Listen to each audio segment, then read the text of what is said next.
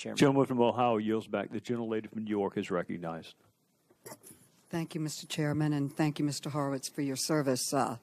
Chairman Gowdy and others have mentioned the very troubling emails that were very critical of President Trump. So my question to you, none of these emails were made public during the election, correct? That's what I read. They were not. The text messages were not made public during the election. And so therefore, it's fair to say that these emails did not influence the election, correct? They weren't made public, so they did not influence the election. Yeah, I don't think these text messages at all were out there in 2016. We uncovered them in 2017. Okay, they did not influence the election. Now the FBI conducted investigations related to both presidential candidates, but Director Comey publicly released information only about Secretary Clinton, while he kept secret information about the investigation related to the Trump campaign and the Russian government, correct?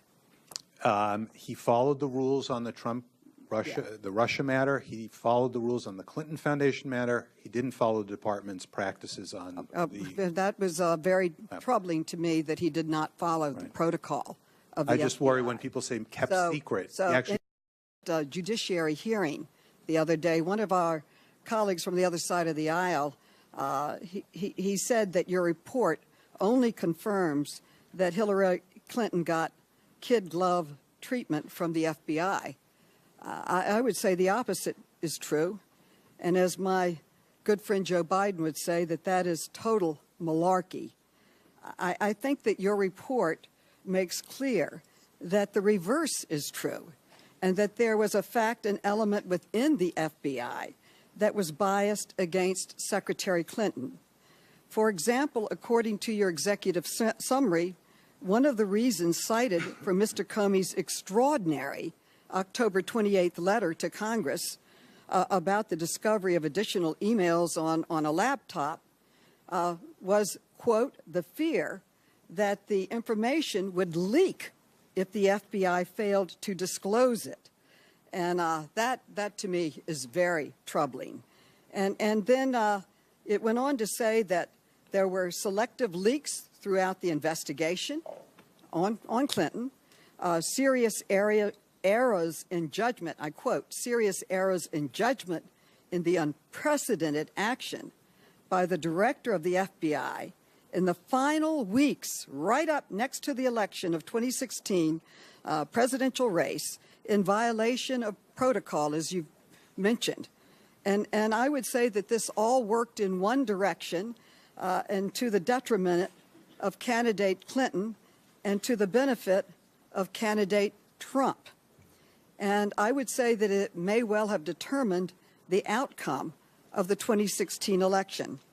So my question to you is, what are you doing to make sure that this doesn't happen again, that it does not become politicized, that it can't influence another election? It's a very important question, Congresswoman, and what we've done is we've made 9 recommendations in this report, one of which is precisely to that issue, that the department needs to consider putting in place some guidance and rules and policies, practices to memorialize what it believes prosecutors and agents should be doing in the time period before the election. Well, I think that's very, very important to make sure that no future election is swayed and no collusion is overlooked because of politics pure and simple.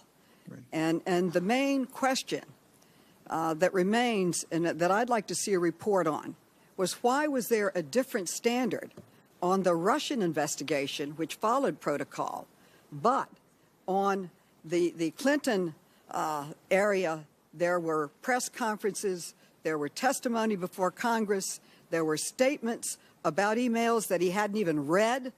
Why was there such a difference in standards, and how can you enforce a standard? You had a standard. It wasn't enforced. It was violated. So how would you enforce the standard in the future?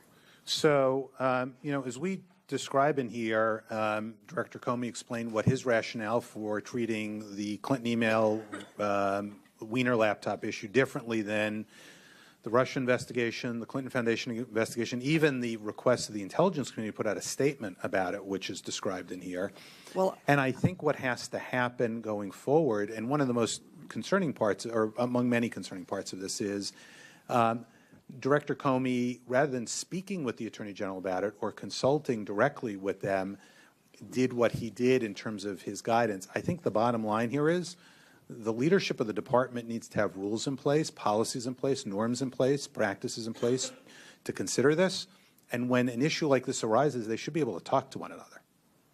well, he violated protocol with one candidate and followed it with the other, helping President Trump and hurting the candidacy of Secretary Clinton.